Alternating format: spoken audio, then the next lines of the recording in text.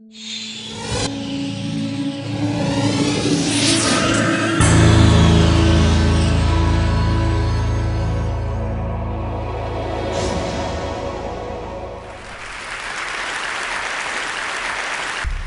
am very, very happy to be amidst some of the the lights are really disturbing my eyes and they are reflecting on my glasses. I am very happy and honored to be amidst very, very innovative and intelligent people. I have listened to the 3 previous speakers, and guess what happened? Every single thing I planned to say, they have said it here, and it looks and sounds like I have nothing else to say. But there is a saying in my culture that if a bird leaves a tree without saying something, that bird is a young one. So I will, since I am not young and I'm very old, I still will say something. We are hosting this conference at a very opportune moment because another conference is taking place in Berlin. It is the G8 Summit. The G8 Summit proposes that the solution to Africa's problems should be a massive increase in aid, something akin to the Marshall Plan. Unfortunately, I personally do not believe in the Marshall Plan. One, because the benefits of the Marshall Plan have been overstated. Its largest recipients were Germany and France, and it was only 2.5% of their GDP.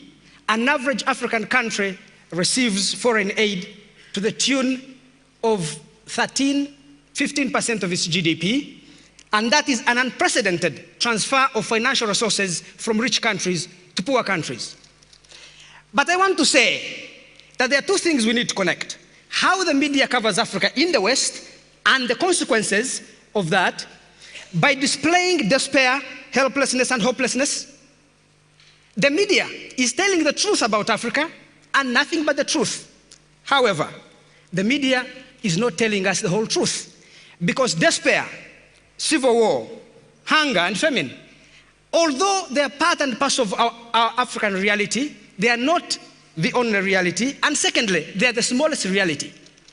Africa has 53 nations. We have civil wars only in 6 countries, which means that the media are covering only 6 countries. Africa has immense opportunities that never navigate through the web of despair and helplessness that the Western media largely presents to its audience. But the effect of that presentation is it appeals to sympathy, it appeals to pity, it appeals to something called charity.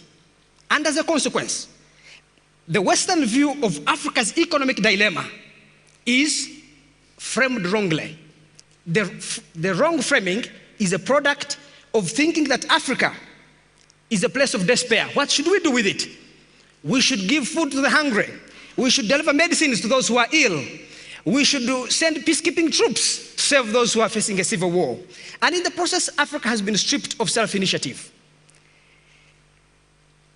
I want to say that it is important to recognize that Africa has fundamental weaknesses, but equally it has opportunities and a lot of potential.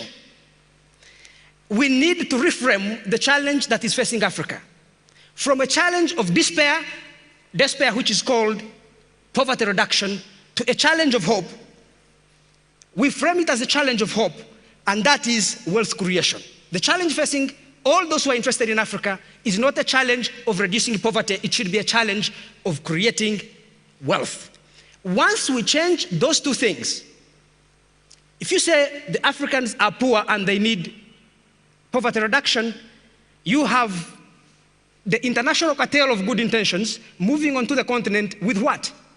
Medicines for the poor, food relief for those who are hungry, and peacekeepers for those who are facing civil war. And in the process, none of these things is real productive because you are treating the symptoms, not the causes of Africa's fundamental problems. Sending somebody to school and giving them medicines, ladies and gentlemen, does not create wealth for them. Wealth is a function of income, and income comes from you finding a profitable trading opportunity or a well-paying job. Now, once we begin to talk about wealth creation in Africa, our second challenge will be, who are the wealth-creating agents in any society? They are entrepreneurs. And Joseph Schumpeter told us they are always about 4% of the population. The 16% are imitators. So, but they also succeed at the job of entrepreneurship. So where should we be putting the money? We need to put money where it can productively grow. Support private investment in Africa, both domestic and foreign. Support research institutions, because knowledge is an important part of wealth creation. But what is the international aid community doing to Africa today? They are throwing large sums of money for primary health, for primary education, for food relief. The entire continent has been turned into a place of despair in need of charity. Ladies and gentlemen, can any one of you tell me a neighbor, a friend, a relative that you know who grew well, who became rich by receiving charity, by holding the begging bowl and receiving alms? Does any one of you in the audience have that person? Does any one of you know a country that developed because of the generosity and the kindness of another? Well, since I'm not seeing the hand, it appears that what I'm stating is true. Yes. Yes. I can see Bono says he knows the country. Which country is that? Yeah, it's an Irish hand. Thank you very much. But let me tell you this. External actors can only present you an opportunity. The ability to utilize that opportunity and turn it into an advantage depends on your internal capacity. Africa has received many opportunities. Many of them we haven't benefited much. Why? Because we lack the internal institutional framework and policy framework that can make it possible for us to benefit from our external relations. I'll give you an example. Under the Cotonou Agreement, formerly known as the Lome Convention, African countries have been given an opportunity by Europe to export goods duty-free to the European Union market. My own country, Uganda, has a quota to export 50,000 metric tons of sugar to the European Union market. We haven't exported 1 kilogram yet. We import 50,000 metric tons of sugar from Brazil and Cuba. Secondly, under the beef protocol of that agreement, African countries that produce beef have quotas to export beef duty-free to the European Union market. None of those countries, including Africa's most successful nation, Botswana, has ever met its quota. So I want to argue today that the fundamental source of Africa's inability to engage the rest of the world in a more productive relationship is because it has a poor institutional and policy framework. And all forms of intervention need to support the evolution of the kind of institutions that create wealth, the kind of institutions that increase productivity. How do we begin to do that, and why is aid the bad instrument? Aid is the bad instrument. You know why? Because all governments across the world need money to survive. Money is needed for a simple thing like keeping law and order. You have to pay the army and the police to ensure law and order. And because many of our governments are quite dictatorial, they need really to have the army clawed by the opposition. The second thing you need to do is pay your political hunger zone. Why should people support a government? Well, because it gives them good paying jobs. Or, in many African countries, unofficial opportunities to profit from corruption. The third is no government in the world, with the exception of a few like that of Idi Amin, can seek to depend entirely on force as an instrument of rule. Many countries need legitimacy. To get legitimacy, governments often need to deliver things like primary education, primary health, roads, build hospitals and clinics. If the government's fiscal survival depends on it having to raise money from its own people, such a government is driven by self-interest to govern in a more enlightened fashion. It will sit with those who create wealth, talk to them about the kind of policies and institutions that are necessary for them to expand their scale and scope of business so that it can collect more tax revenues from them. The problem with the African continent and the problem with the aid industry is that it has distorted the structure of incentives facing governments in Africa. The productive margin in our government's search for revenue does not lie in the domestic economy. It lies with international donors. Rather than sit with Ugandan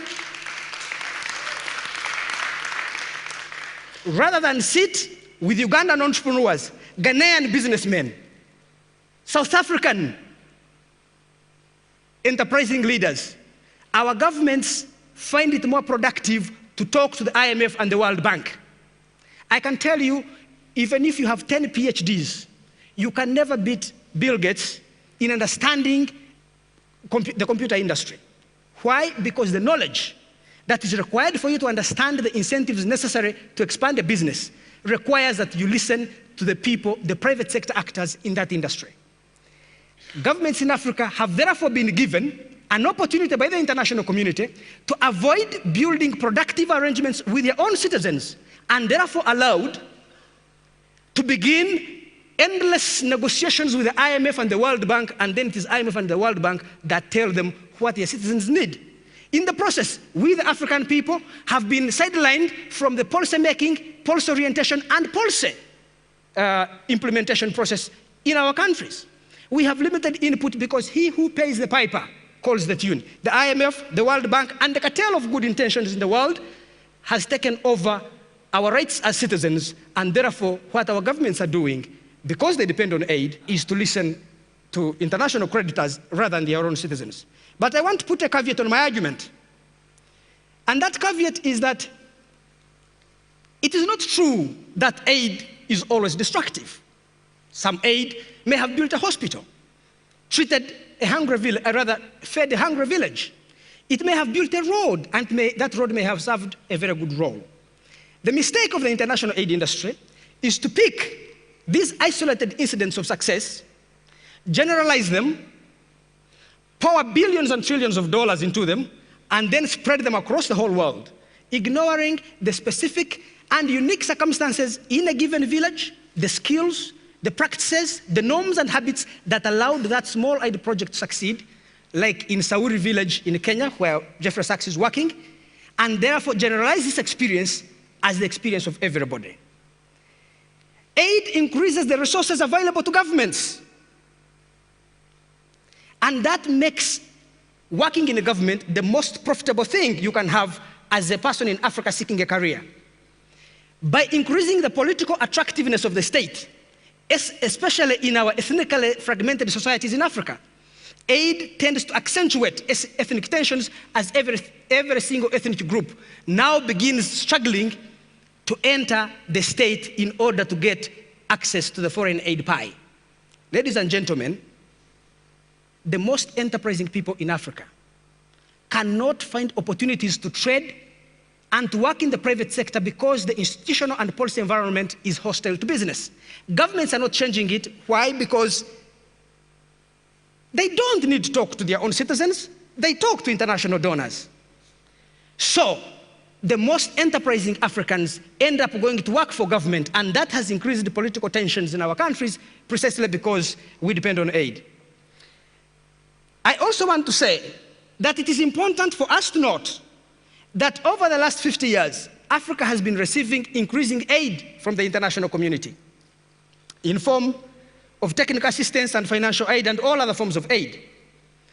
Between 1960 and 2003, our continent received $600 billion of aid, and we are still told that there is a lot of poverty in Africa. Where has all the aid gone? I want to use the example of my own country called Uganda and the kind of structure of incentives that aid has brought there. In the 2006-2007 budget, expected revenue 2.5 trillion shillings. Expected foreign aid 1.9 trillion. Uganda's recurrent expenditure, by recurrent, what do I mean? Hand to mouth, is 2.6 trillion. Why does the government of Uganda budget spend 110% of its own revenue? It's because there's somebody there called foreign aid who contributes for it. But this shows you that the government of Uganda is not committed to spending its own revenue to invest in productive investments, but rather it devotes this revenue to paying structure of public expenditure. Public administration, which is largely patronage, takes 690 billion. The military, 380. Agriculture, which employs 18% of our poverty-stricken citizens, takes only 18 billion. Trade and industry takes 43 billion. And let me show you, what does public expenditure, rather public administration expenditure in Uganda constitute? There you go. 70 cabinet ministers, 114 presidential advisors, by the way, who never see the president except on television.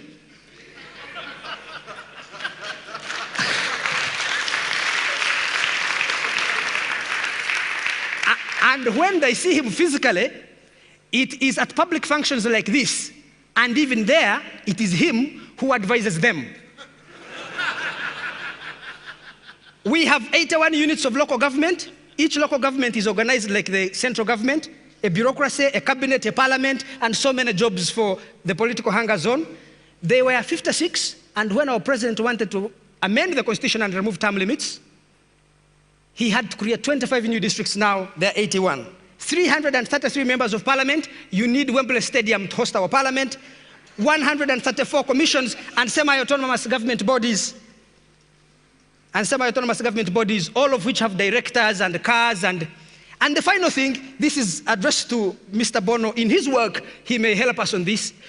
A recent government of Uganda study found that there are 3,000 four-wheel drive motor vehicles at the Ministry of Health headquarters.